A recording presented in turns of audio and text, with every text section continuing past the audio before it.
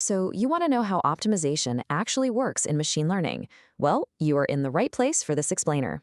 We hear a lot about AI these days, and honestly, it's usually treated like some kind of modern magic trick. But today, we're going to completely unlock that black box. We're going to demystify it by digging into the core, continuous mathematical engine that makes the whole thing run.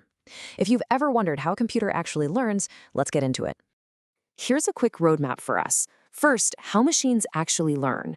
Then, defining the objective function, navigating with gradient descent, scaling things up with stochastic optimization, and finally, preventing overfitting with regularization. All right, section 1, how machines actually learn. It's time to move beyond the magic.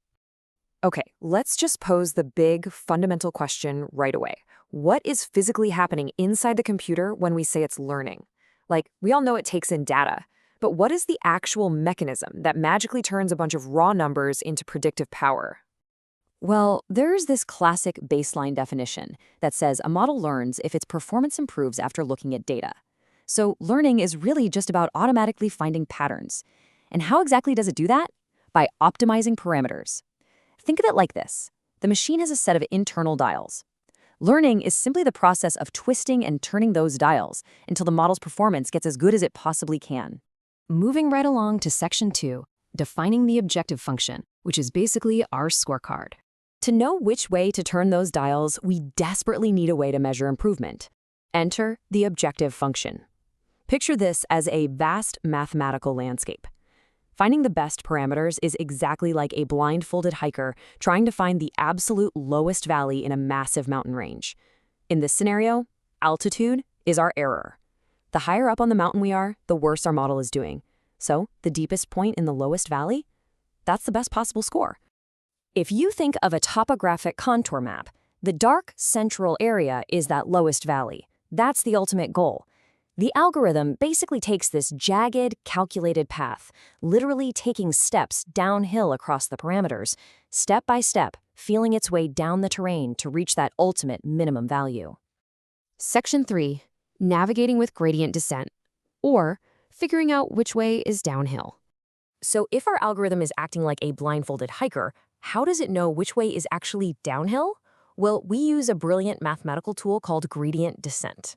In calculus, a gradient is just a vector that naturally points in the direction of the steepest ascent, meaning it points straight uphill. Since our goal is the exact opposite, we want minimum error, our algorithm simply takes a step proportional to the negative gradient. It goes exactly the other way. It's almost like a gravitational pull. No matter where you start out on the curve of your error landscape, the negative gradient acts as a guide. It naturally pulls you downward, right along the slope, guiding the model directly into that cozy local minimum at the bottom of the valley. When you break it all down, the core engine of machine learning is literally just a loop of 4 steps. Step 1, start with a random guess for your parameters. You're just dropping your hiker at a random spot. Step 2, compute the gradient so you can feel the slope under your feet. Step 3, take a step downhill. Step 4, repeat. You just do that over and over and over again until you hit the bottom. That simple repetition, that's learning. Section 4, scaling up with stochastic optimization, because eventually we hit a roadblock. Now, that 4-step loop works beautifully in theory, but here is the massive real-world roadblock. Calculating the true perfect gradient means evaluating every single piece of data you have.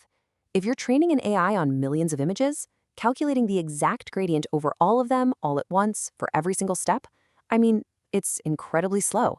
It's just a massive drain on resources. And that's where we use a really clever workaround. Traditional batch gradient descent uses the whole data set. It's precise, but super slow. Stochastic gradient descent, on the other hand, just grabs small, random mini batches of data to quickly estimate the slope. It's incredibly fast, but it's kind of noisy and erratic. But here's the wild part. That noise is actually a superpower.